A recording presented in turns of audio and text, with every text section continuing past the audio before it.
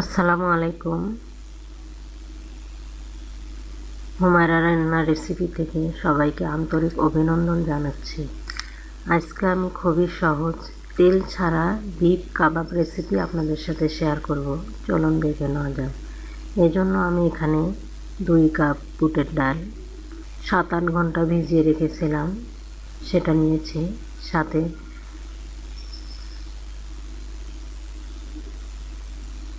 সাথে half KG গরুর মাংস ভালোভাবে ধুয়ে পরিষ্কার করে নিয়েছি, সেটা দিয়ে দিচ্ছি।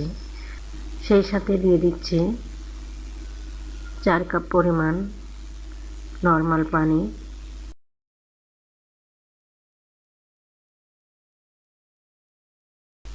আর এখানে নিয়েছি 1 টেবিল চামচ ধনিয়ার গুঁড়া, 1 টেবিল চামচ মরিচের গুঁড়া, স্বাদ মতো লবণ, 2 চামচ হলুদের গুঁড়া। এখন সব কিছু একসাথে দিয়ে দিচ্ছি। এরপর দিয়ে দিচ্ছি হাফ কাপ পেঁয়াজ কুচি আর কিছু গরম মশলা অ্যাড করব।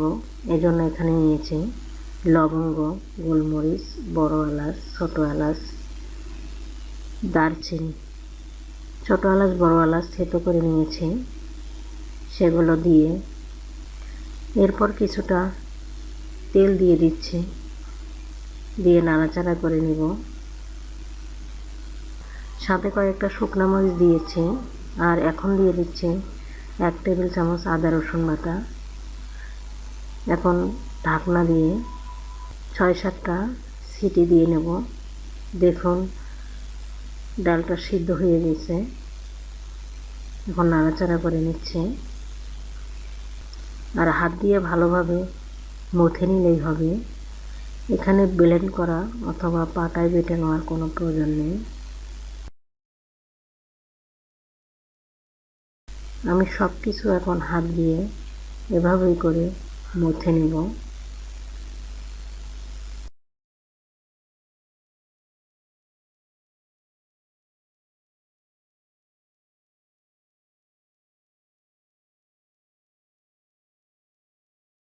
সবগুলো মথে নিয়েছি।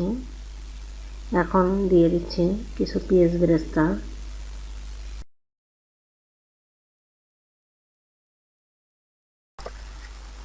এই কাবাবের মশলা আমি বাসায় তৈরি করেছি, সেটা হাফ টেবিল চামচ পরিমাণ দিয়ে দিচ্ছি।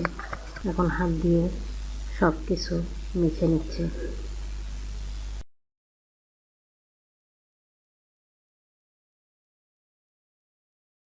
এখানে একটি ডিমের কুসুম দিয়ে দিচ্ছি, কোনো প্রকার সাদা অংশ দিব না। এখন হাত দিয়ে খুব সুন্দর করে ডিমের কুসুমটা মেখে নেব। দেখুন মাখা হয়ে গেছে। এখন হাত দিয়ে খুব সুন্দর করে কাবাবের শেপ দিয়ে নিচ্ছি।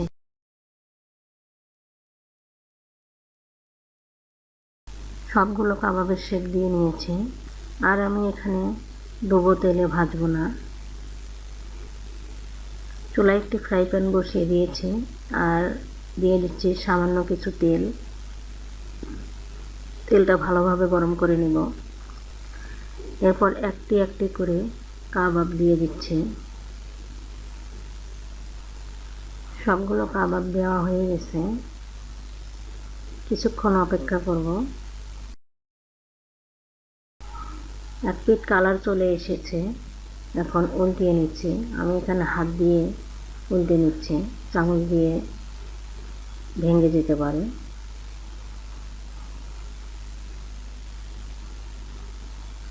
এভাবেই করে সবগুলো কাবাব ভেজে নিলাম।